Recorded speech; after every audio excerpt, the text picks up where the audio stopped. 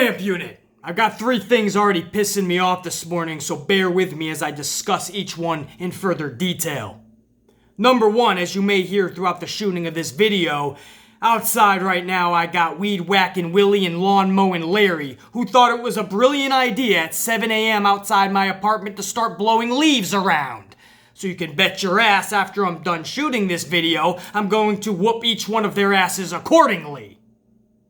Number 2, come to find out after Monday Night Raw went off the air last night, there was a steel cage dark match between Seth Rollins and Bray Wyatt the Fiend.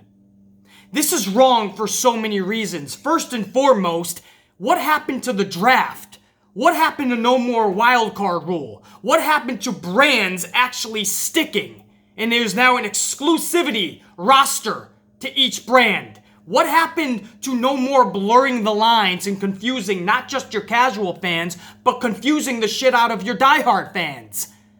Nobody knew who belonged to what brand. Well, it looks like Bray Wyatt is still touring with the Raw brand. But he's supposed to be a SmackDown superstar. And don't give me that bullshit that he's advertised for Crown Jewel. That has nothing to do with a St. Louis Monday Night Raw dark match. And if you want to try to give me the bullshit of it was advertised months in advance, they always have cards subject to change in small lettering on every single advertisement. For things like, oh, I don't know, getting drafted to a completely different brand. They could have changed that dark match 100 different ways to Sunday. And I'm telling you right now, they chose not to because this draft, this split roster, this 2 totally different brands means nothing to Vince McMahon. If the ratings continue to tank, if he thinks that superstars can bring up any value, he is going to start switching. Just like he did in the past with the bullshit wildcard rule. Bray Wyatt is in a dark match on the Monday Night Raw brand. That is bullshit first and foremost. On top of that, this was a 5-minute match that saw Seth Rollins stomp Bray Wyatt and then leave the cage for the victory. That's right, I said victory. Bray Wyatt lost. Yet again, Bray Wyatt looks like a clown touring the country in these house shows / dark matches. BC, they're house shows and dark matches. They don't mean anything. Bullshit. That is how you build characters. That is how you go across the country and you tell the world these are superstars. These are the ones that are, oh, I don't know, winners, and these are the ones that are losers. If you're showing up to every single city in town and you're not getting the job done, you are considered a loser because subconsciously we're taking inventory of the fact you're always fucking losing. Or at the very least, you're never fucking winning. So you brought Bray Wyatt back.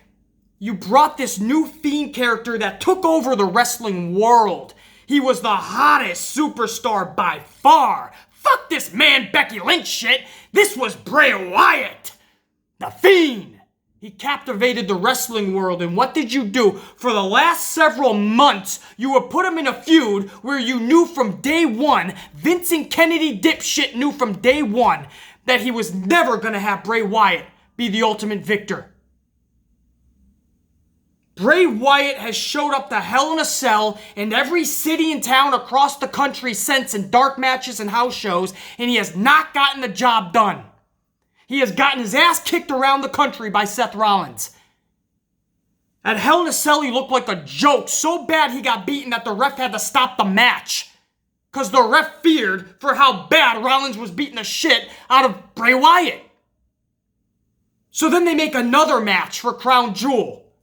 And if it's any indication what happened on Monday, after Raw went off the air, again, a dark match, steel cage, where in 5 minutes, Rollins defeated Bray Wyatt.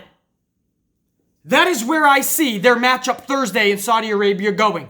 I see Seth Rollins once again defeating Bray Wyatt. And you know what they had Bray Wyatt do after he lost on Monday? The same thing he had done to Seth Rollins at fucking Hell in a Cell. He got up after he lost, and the lights went out, and when they went back up, the fucking mandible claw was on.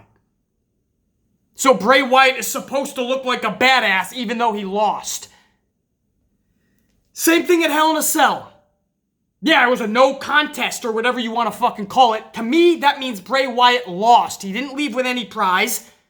And the match was stopped because he was getting his ass kicked. Bray Wyatt lost at Hell in a Cell to the Amplified Man. And then after the match, he gets the mandible claw like he's some badass. Like we're supposed to go, whoa, fuck the match and fuck the winner. He's badass. He attacked him after the match. So Monday night on the dark match, steel cage match, he loses. The lights go out and he gets a mandible claw. And then what? Is everyone supposed to go, wow, he lost, he's a loser in just 5 minutes, but he's badass? If somebody is consistently losing, they're not badass. If my Green Bay Packers lost a football game Sunday to or Sunday night to the Kansas City Chiefs, if we lost that game, we wouldn't go into the Kansas City locker room, still in the wrestling fucking etiquette, we wouldn't go into their locker room afterwards and challenge them to a fucking thumb war. A loser is a loser. It doesn't matter if Green Bay was to go to Kansas City's locker room and challenge them to a fucking Monopoly game, a game of Yahtzee, a game of Twister. You lost the football game. Doesn't matter what you do after the game. Same with pro wrestling. Vince uses this way too much. You have a definitive winner and loser. That's it. Post-match, once in a blue moon, the heel can get the upper hand on the fucking face that just beat them. And it'll work. Vince uses this all the time. 50-50 booking, when he can't use it and he has to have somebody lose, he'll have that loser beat the shit out of the winner after the match. And he does it time and time again. So the fans don't know who the fuck's the winner and loser. Well, it's not going to work this time. The Fiend had to be something epic, something special. If you were going to throw him into a title reign, or a title situation with Seth Rollins, I should say, then you had no choice but to make him walk out with the championship. Not only did he not do that at Hell in a Cell, it looks like he's not doing it at Saudi Arabia either. In fact, he's having Bray Wyatt tour the country and losing time after time to Seth Rollins. So what do we do Thursday? Thursday, we just see it again. Bray Wyatt loses, or at the very least, doesn't walk away with the championship. But after the match, Wyatt's gonna get the upper hand on Rollins. Yeah, you had Bray lose, but after the match, Bray attacked Rollins, and Rollins was the one on his back, looking up at the fucking lights. So it's Bray that's the winner. No, I'm not a fucking 10-year-old toddler that's gonna say, please sir, feed me more. I'm not gonna buy this bullshit and eat the crap you're serving. Bray Wyatt should have been dominant from day one, and you put him in a feud for multiple months that he was never going to win. Why would you ruin something so fucking epic? I'll tell you why, because that's all this old man knows how to do. The only thing he's good at is taking something good, something great, something even epic, and fucking ruining it, diminishing it to pieces, destroying his own creation. And don't be fooled, that was Bray's creation from day one. That was all from the mind of Bray Wyatt. Vince's only credit in this is destroying it. That's the only thing he's had a hand in with this whole Bray Wyatt thing. This is not part of Vince McMahon's genius. Bray Wyatt created something amazing, something this business has not seen in decades.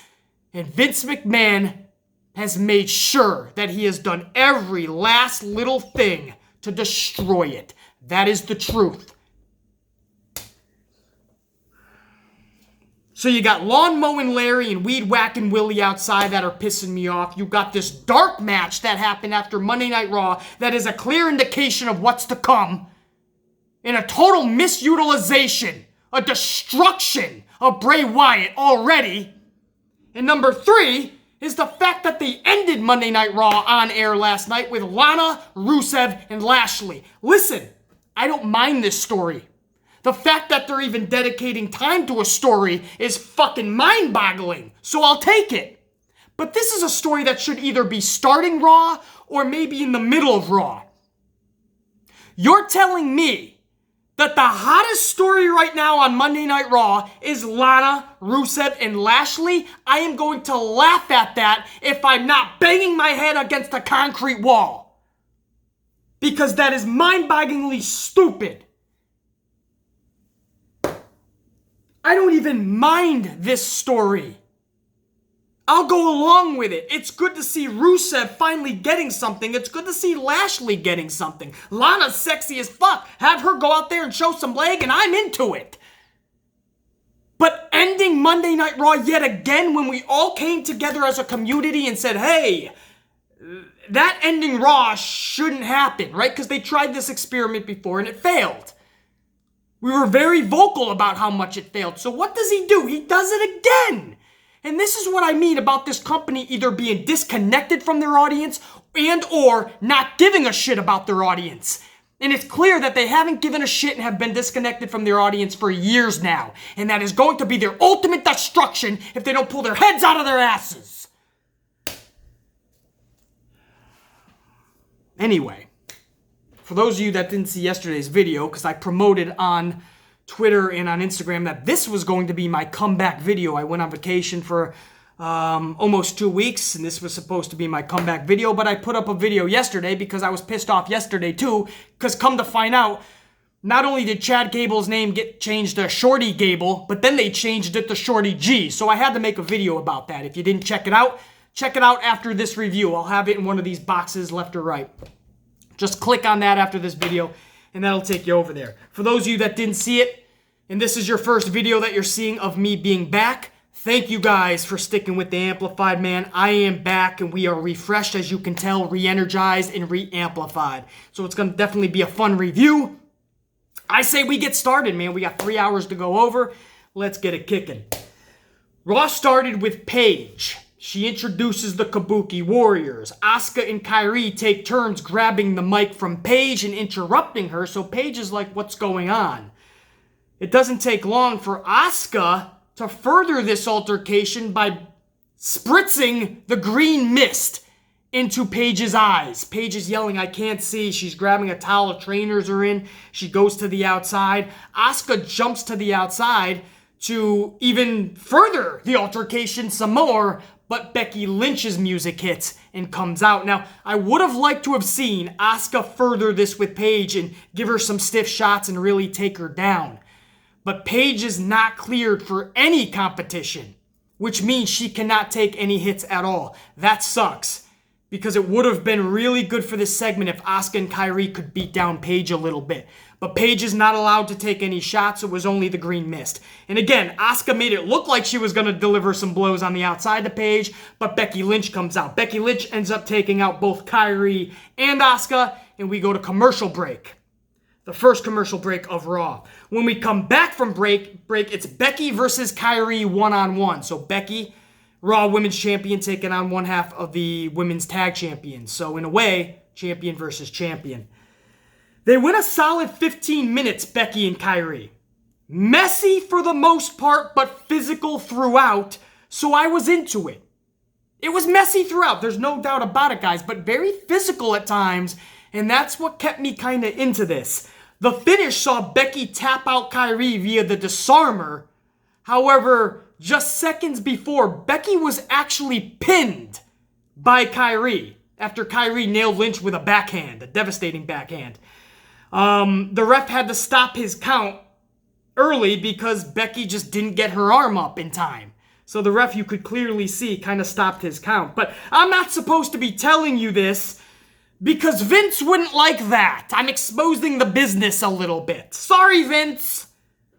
Bullshit. I'm going to tell my amp unit the fucking truth and what to go back and really watch. So Kairi really won that match, but storyline-wise, they kept it with Becky. They made the ref stop his count. Becky gets to the disarmer just seconds later. Listen, it's great to see the Warriors finally looking badass. I wish Kairi just didn't eat a fucking pin like that for no fucking reason. It didn't do anything for the future, not for Becky and not for Kairi. But it's good to at least see them looking like these heel badasses. You know what I mean? Like, that was definitive last night, and it was really cool. I just wish that it wasn't a reactionary move because of what AEW did with Rio.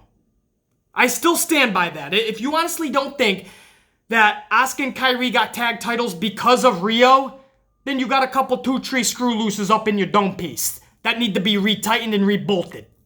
Because that's exactly what happened. Asuka's been on that roster for a couple of years before, and where were the championships? AEW does this huge thing with one of their huge Japanese women talents in Rio. They give her the championship, the first ever women's championship for AEW, and then 4 days later, in a match that wasn't even announced a week previous, Asuka and Kairi are getting championships? To try to steal the headlines over there in Japan? I'm not buying that bullshit. It was a reactionary move by Vince, and that still pisses me off. But beggars can't be choosers. At least Asuka and Kairi are getting some fucking attention, TV time, and getting exposure that is making them look badass. It just ended in a fucking simplistic tap out of Kairi. Again, this is what I mean. Vince can fucking push, and then once you're about to be something special, he takes you back. He rips you right backwards to make you know that he owns you. That is pathetic. Up next, Buddy Murphy defeats R-Truth in a bizarre match. Bizarre as fuck. 2 minutes into this thing, the entire 24/7 title conga line comes out and starts completing circles and laps around the ring. Literally, around and around like complete fucking idiots. There was more than a couple of them. You even had Mojo Rawley out there. Mojo Rawley, I watched him doing laps around the ring with the conga line, the 24/7 conga line, and I couldn't help but think this guy was a Green Bay Packer. At one point in his life, Mojo Rawley was a Green Bay Packer, and now he's doing laps around a ring in a fucking conga line.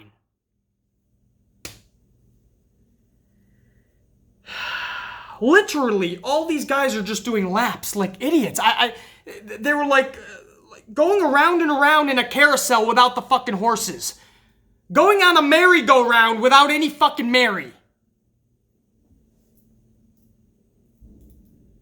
Anyway, who the fuck ended up... Buddy Murphy ends up winning this match. I guess because the conga line distracted R-Truth. And Truth was so into the 24/7 title. So storylines for Truth, it definitely works. This was just bizarre as fuck. I love the 24/7 title concept. I do. I love it. This is not how I wanted to see it used. People just running after each other in laps. I'm sure after the second lap, they forgot what they were even running around for. What are we doing? Are we playing tag? Red Rover? Send Mojo over? No, guys, we're trying to chase down the title. The 48, 7, 11, 29, 56, how you doing championship. The first hour comes to an end with the Street Profits.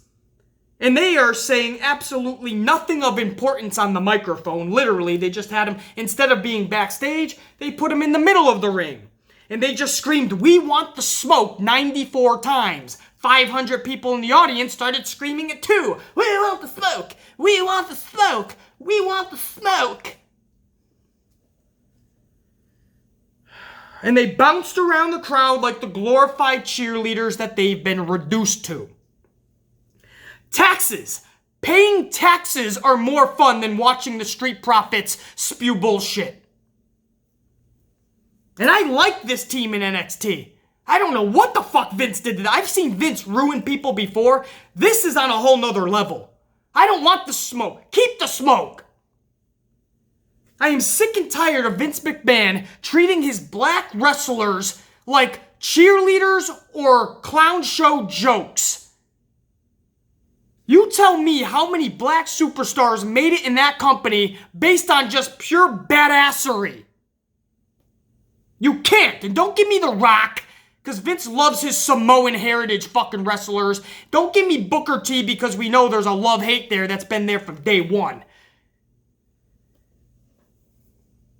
Out of all the black wrestlers that you can think of, who really did Vincent Kennedy McMahon give the fucking rocket to? It wasn't Bad News Brown. It wasn't Coco Beware.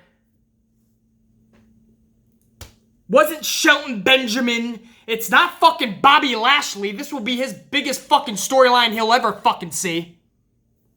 Maybe it was the Donald Trump one with Bobby Lashley at WrestleMania. You guys remember that one?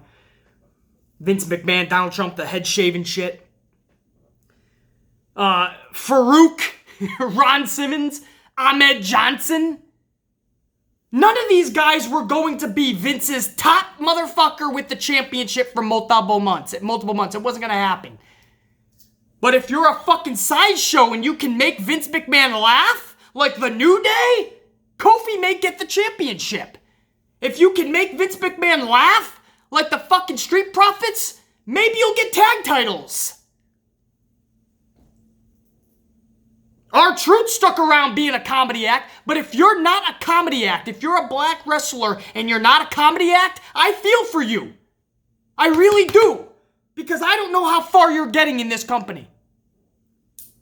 So I guess you can't player-aid on the Street Profits.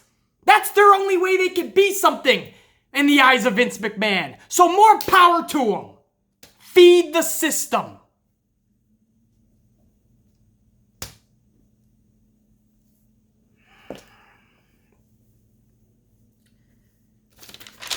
Hour number 2. Let me get some fun. Let me have some coffee and then we'll get going. All right, hour number 2 starts with Drew McIntyre versus Ricochet, Hulk Hogan and Ric Flair at ringside. They gave them over 15 minutes as well. Second match that went over 15 minutes so far, top of hour number 2. And they more than delivered. Ricochet flew more in this match than Delta Airlines on any given day.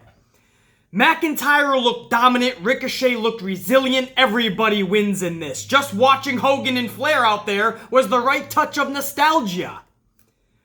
The match was pay-per-view-esque and the finish saw Randy Orton come out of nowhere and drop Ricochet with a badass RKO that legit dropped Ricochet on his dome piece. This was really awesome. I was thinking, like, how do you end this? As somebody who's not a fan of 50-50 booking, I couldn't see how Drew could possibly lose this, and I couldn't see how you could make Ricochet lose this. Orton literally coming out of nowhere in the way that Ricochet sold that RKO, man, that was some goosebump shit. That was really fucking badass, man. So that top of the second hour, thoroughly enjoyed that. And if you're gonna have a schmaz ending with no clear-cut winner, that's the way to fucking do it. I guess you would say Drew McIntyre lost via DQ because Orton took out Ricochet, but still, it's not a clear-cut winner. Nobody's talking about winners and losers after that match. We're talking about a great fucking match and Randy Orton stealing the show. And the way fucking Ricochet sold that RKO. But, man, I don't know if I say this all the time with Randy Orton's RKOs lately. And by lately, I mean, well over a year now. Every time he's doing these RKOs, they get better and better. And I find myself keep saying, that's the best RKO I've ever seen. That's the best RKO. That's the best RKO. But that, what we saw last night, because of the way it was fucking sold, that's definitely one of the best RKOs I've ever seen. And that's what I mean about working with somebody who knows what they're doing. When you're working with somebody that not only is out there to make themselves look good, but they're out there to make you look good, that's when you create magic together. And that's what I always say about Sasha Banks. I always don't say Sasha Banks is out there just to make herself look good. No, she sells so badass that she's out there and it's proven time and time again to make her opponents look good. And that's why she has such great matches with everybody she steps in the ring with. Ricochet's one of those people that will make you look like gold. So that was just so good to see at the top of the second hour last night. RKO, and that just stole the hour for the Amplify, man. After that, the second hour just kind of went to shit. We went into the Viking Warrior Adventure Raider Experience defeating the Chicago Cubs. Not the baseball team, but it doesn't even fucking matter. They beat the Chicago Cubs. That's all you need to know. This company is so fucking off its rocker. Sin Cara is up next with what was Catalina, now Carolina. And Sin Cara is taking on Andrade, who is with Zelina Vega. Andrade wins this via a roll-up and feet up on the ropes in just a couple of minutes. And I'm not gonna lie, I'd rather see Zelina and Carolina go 5 minutes in the ring. Because, I mean, first of all, it's Zelina and Carolina. And Carolina is Thickalina. So I'm all into that. Give me Zelina and Carolina, and let me watch that for 5 good minutes, and I'll be entertained, man. That's too fucking...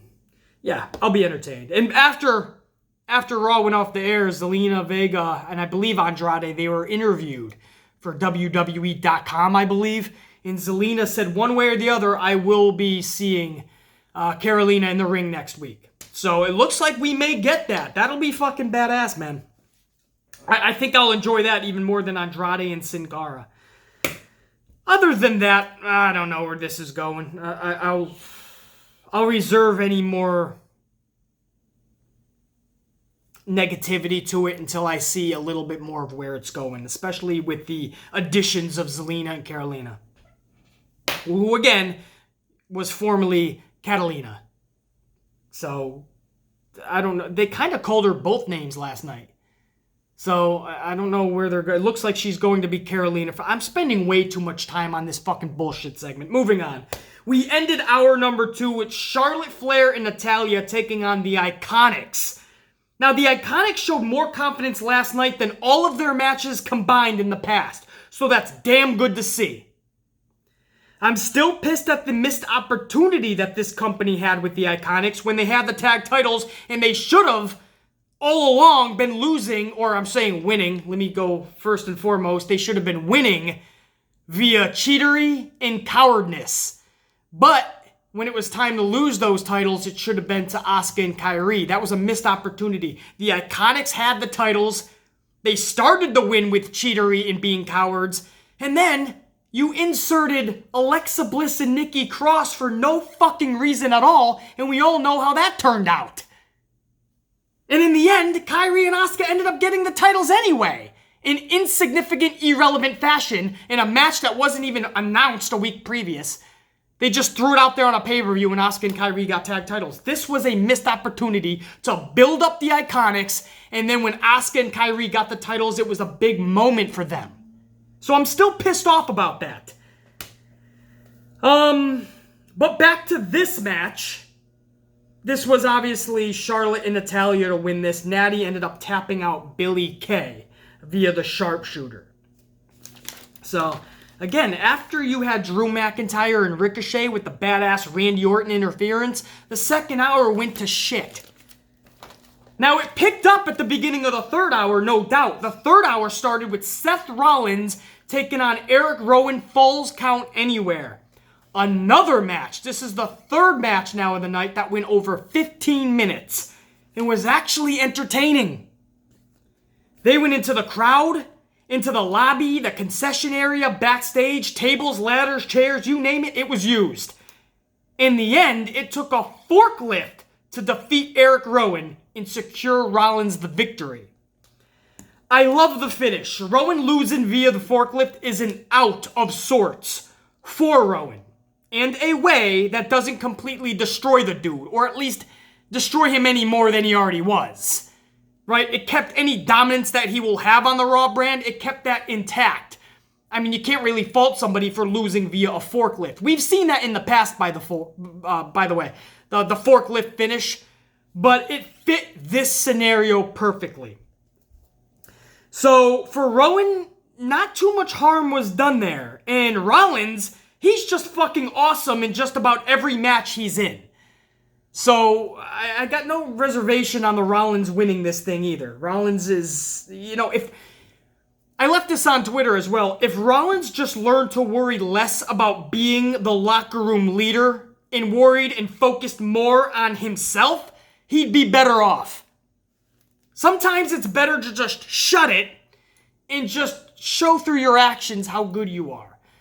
But when you're constantly running your mouth, you're gonna just piss people off to the point where they just cast you aside. and they move on. And I think that's what happened to Seth Rollins on social media. And that's why Seth Rollins gets a lot of hate these days. It's more so from just running his mouth and social media. If he just kept it in the ring, Seth Rollins would be a legit superstar. I'm not sure I would want to see him as my top superstar, but he would be a legit superstar, no question. Not that he isn't, but saying he'd be a legit superstar that the crowd would really accept. And lately, and by lately I mean the last several months, you've been seeing Seth Rollins' stock take a nosedive. And the crowd really turning on him. And it's mostly, social media and just the diehards that are sick and tired of him spewing a lot of nonsensical bullshit. If he worried less about all that extracurricular activity and more about just himself and what he's doing in that ring, Seth Rollins would be just fine because he is one of the best in this world. And according to PWI, the best in this world. So that was a damn good fucking match, guys, to start the third hour. So, again, even though the first hour, the Becky Lynch, Kairi, Sane match, even though it was sloppy, the physicality brought that up and they at least gave them 15 minutes. So that was a decent way to start Monday Night Raw in the first hour. The start of the second hour was badass with Ricochet and Drew McIntyre. And the start of the third hour was badass with Seth Rollins, Eric Rowan, Falls Count Anywhere. So the start of every hour brought a 15-minute match that entertained. That was really good to see. So anybody saying that Raw was complete trash, you either A, didn't watch the show, or B, you just completely gave up on WWE, and I don't blame you. They gave you every reason to give up on this company. So even when they are producing good shit, you don't want to hear it. You're not trying to hear that shit. So I understand. But my job as a reviewer on this platform is to give you guys the honest truth. There was 3 matches, 15 minutes apiece. All 3 were pretty damn good. Becky Lynch and Kairi was the most sloppiest, but Ricochet and Drew delivered. Seth Rollins and Eric Rowan delivered. So you can't say it was a complete trash when 3 matches went out there and did pretty damn good. And whether you like the Lana, Rusev, and all that shit, it's still a storyline that they're at least investing into. Good or bad, it's a storyline. And a lot of people don't mind it. I'm one of them. Should it have ended Monday Night Raw? Absolutely not. And that's where I take great disdain toward it. But anybody saying that it was a complete shit show, you're not being truthful and you're not being fair. Because that's not true. I can think of 3 matches that they went out there and at least tried to give it their all. And in my book, all 3 matches did deliver. Again, with Kairi and Becky, sloppy, but at least brought the physicality. So it's good that it wasn't a complete shit show. It's good that they showed signs of going in the right direction. But if these matches don't have any point to them, if there's no story that's captivating and it leads to nothingness, then the whole thing is done for nothing. I could see good wrestling at the local bingo hall with Peacock Paulie and Fuckwad Fred taking on Billy Buttfuck McGee and my local pizza delivery guy Luigi Lugnuts, special guest referee Benny Ballsack Bandito. It's gotta have more substance, and that's what this show is lacking. We saw that they are willing to put some good wrestling matches out there, but what is it all going toward? You have to now put together good stories. You can shit on Vince Russo all you want. Vince Russo knew the era that he was in, and he gave some damn good stories.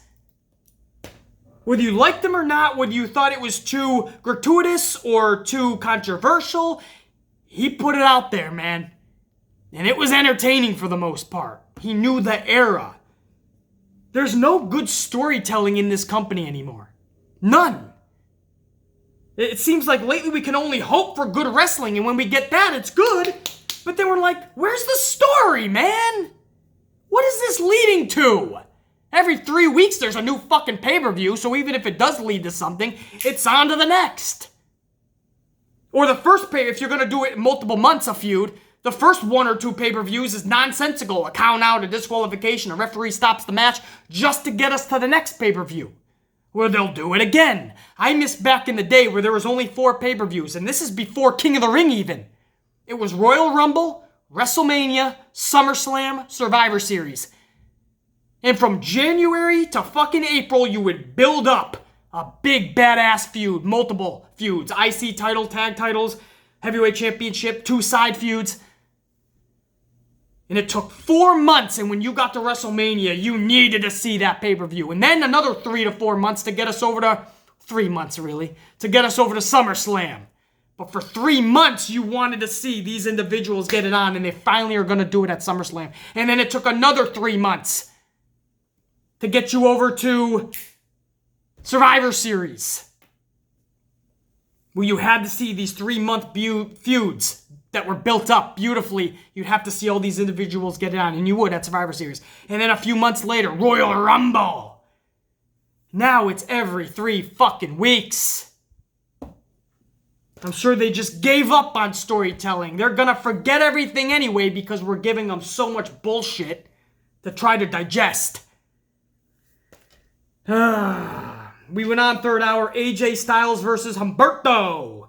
Now, I try to keep WWE and AEW separate, but I can't be the only one seeing Vince straight out trying to match AEW move for move.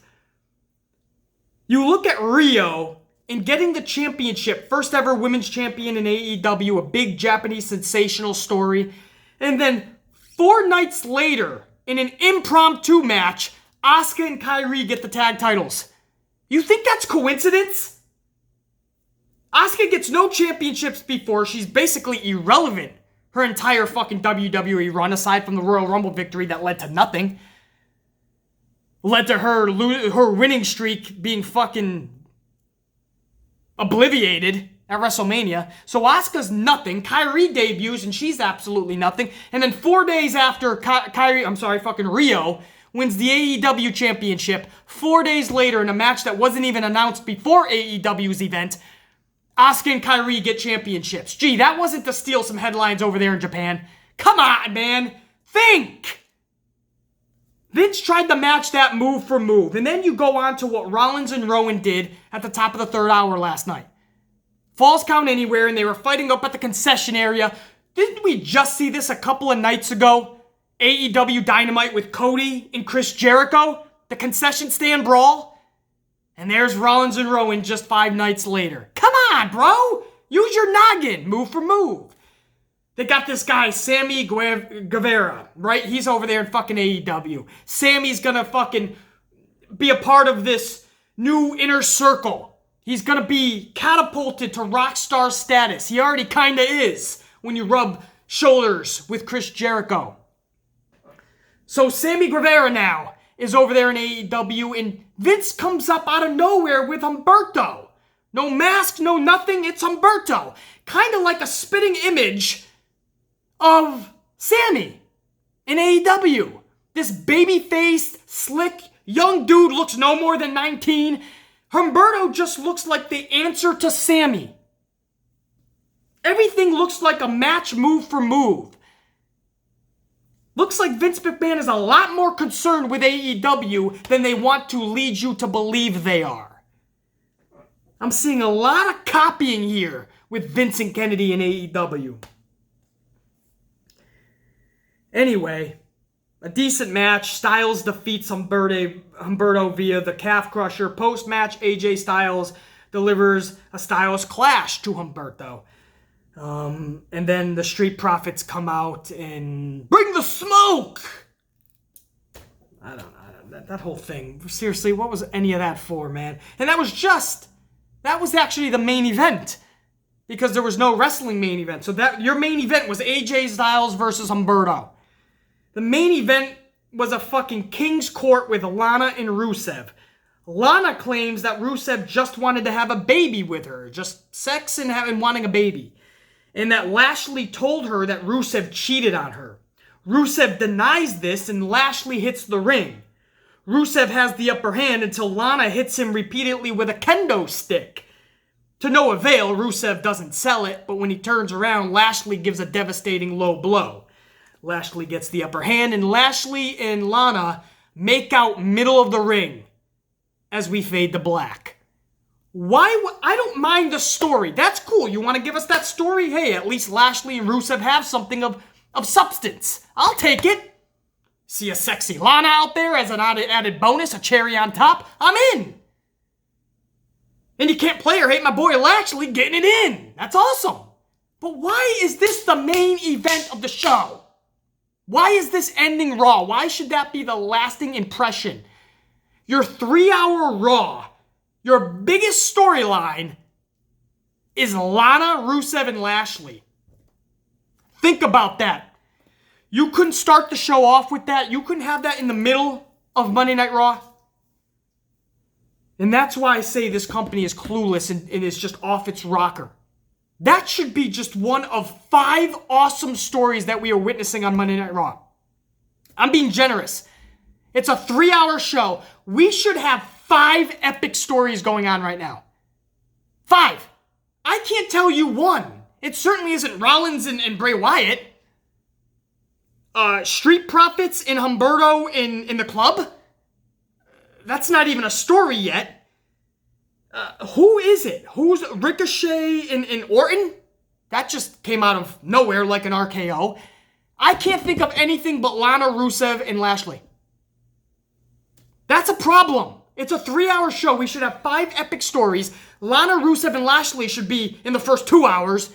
And the end of the show should be your best, baddest ass story. With some larger-than-life talent. Unfortunately, there's no larger-than-life talent in WWE. There's no other big story in WWE. They had to end with Lana, Rusev, and Lashley. Fuck! So you see some good wrestling last night. 3 matches up front went 15 minutes.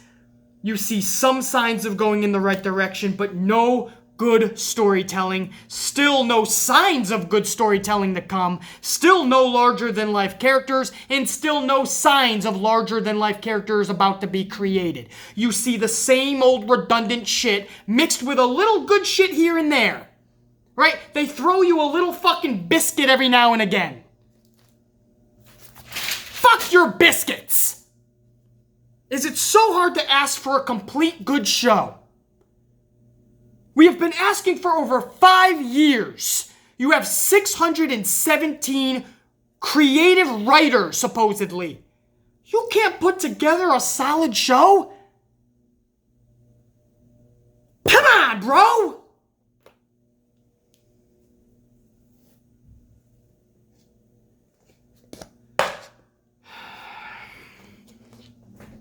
So we'll go on. No, there is no more SmackDown tonight. I will still probably see you guys tomorrow. I'm back. I'm refreshed. I'm re-amplified, as you can tell. I want to have a little bit of an impromptu vid tomorrow. I don't know if I'm going to touch up on the Jordan Miles thing. I don't even know if that needs to be addressed.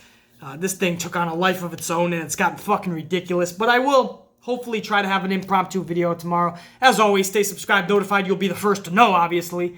But we will be back Thursday morning for the NXT AEW combined review. And we find out at the end of that review what show really topped it off, man, and what show really brought it, and what show needs a little bit more work. That'll be obviously Thursday morning. This weekend we return with the podcast.